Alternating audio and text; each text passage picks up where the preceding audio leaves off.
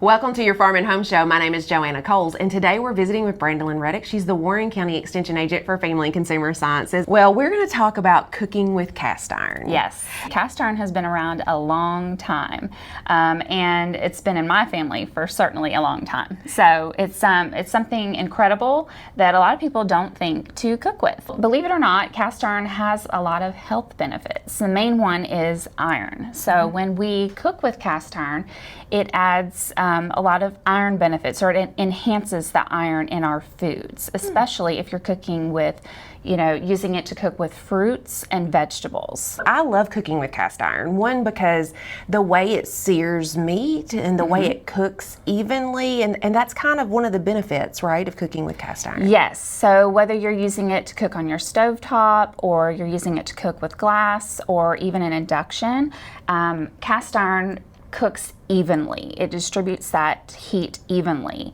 So that's generally a good benefit from cast iron. Can you cook anything in your cast iron?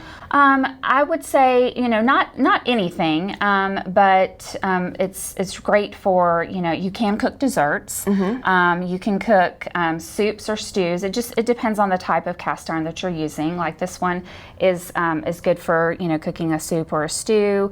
Ones like this are great for things like, cornbread or meats, but some people are particular about their cast irons and they don't like to mix the kinds of things that they cook. So they might use a particular one for desserts, and they may not want to mix this one for desserts and stews and things like that. So they don't want those flavors and things to mix. Correct. And so like this one is my bread cast iron loaf, and that's the only thing that gets cooked in this. Correct.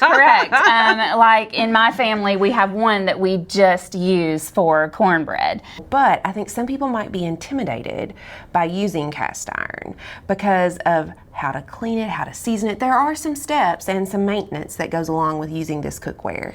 Yes, there are some steps, there is some maintenance, but the main thing that we want to remember is afterwards, when we're done cooking. Some people think, that they can just wash this like a regular pan. However, it is very important not to do so. So the main thing that you want to do is rinse with running water. You can use a little bit of mild soap, but it's good to try not to do that, because that's going to eliminate the seasoning and the oils that are in your pan.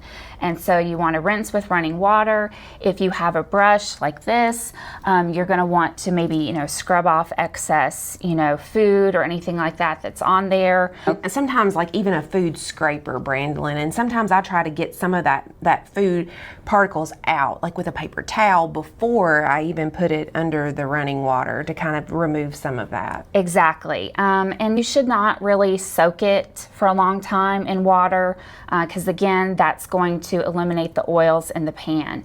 And then, once you're done cleaning it, rinsing it under running water, scrubbing it clean, you're going to want to re-season that with oil. Just take a little oil on a basting brush or even a paper towel, and then lightly season it. And then maintenance from time to time, what you're going to want to do is maybe heat your oven up to about 450 degrees, and then just kind of let it bake in the oven for a little while with that oil on there, and that's going to open up the pores on your pan and let those oils seep down into the cast iron and just kind of help re-season it. If we're at a yard sale or something and we see a cast iron skillet like this, most people think this is ruined, but it's not, right? No, you can bring this back to life. Really, you can. So what you're going to want to do is you're going to take one of these types of brushes and really, you're going to want to wet it and kind of scrub it. And this would be a process of cleaning this up. It really would. But what you would do is, as I mentioned earlier, you would, preheat your oven, and you would put some oil on this and turn this upside down in your oven and just let that rust and everything kind of seep off. And you would repeat this process over and over again until you bring this back to life, until it really looks like this. We have some publications, some reading material, and it's available here at the Extension office. We appreciate you watching the Farm and Home Show and hope you have a great day.